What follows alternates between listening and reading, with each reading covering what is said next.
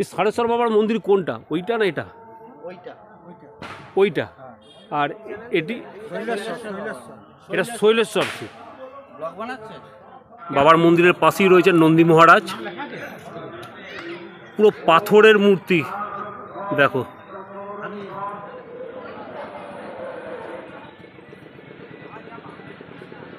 এইখানে যেটা দেখতে পাচ্ছ এখন জলার মতো লাগছে, যা শুনলাম এটা দ্বারকেশ্বর নদ। এটা বর্তমানে সরে গেছে, আগে এই পাশ দিয়ে নাকি দ্বারকেশ্বর বইতো। নদের তীরেই তোমার বাবার মন্দির। বহু দর্শনার্থী আসেন বাবার মন্দিরে, দেখছো ভাইরা সব লাইন দিয়ে রয়েছেন, পুজো দিচ্ছেন।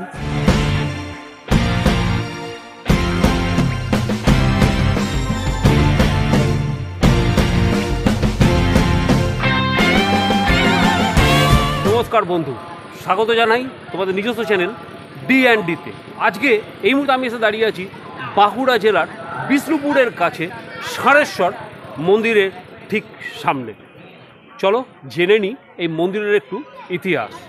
1346 খ্রিস্টাব্দে মল্লরাজ পৃথ্বী মল্ল সারেশ্বর ও শৈলেশ্বর মন্দির দুটি প্রতিষ্ঠা করেন দ্বারকেশ্বর নদীর তীরে ডিহর গ্রামে। মাগড়া পাথরের তৈরি মন্দির দুটিকে আরও প্রাচীন বলে অনেকে মনে করেন। সারেশ্বর মহাদেবকে ঘিরে চৈত্র সংক্রান্তির গাজন, নবান্ন ও বাঁকুড়ার লোক উৎসব টুসু প্রভৃতি পার্বণ লেগেই থাকে। সামনে একটা পাথরের শিল্পকর্ম নষ্ট হয়ে গেছে অনেকটাই, অনেক পাথর ক্ষয়ে গেছে।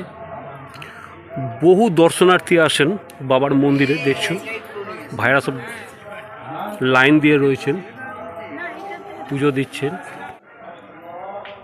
বাবার মন্দিরের সিংহদ্বার, মন্দির বেশ উঁচু,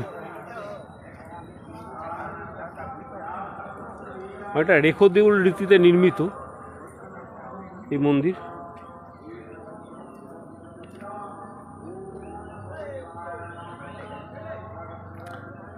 আজ থেকে হয়তো কয়েক হাজার বছরের পুরনো। এটি হচ্ছে বাবা রাড়েশ্বরের মন্দির, আর এই পাশে হচ্ছে বাবা শৈলেশ্বরের মন্দির। বাবা শৈলেশ্বর বাবার মন্দিরের পাশেই রয়েছে নন্দী মহারাজ, পুরো পাথরের মূর্তি। দেখো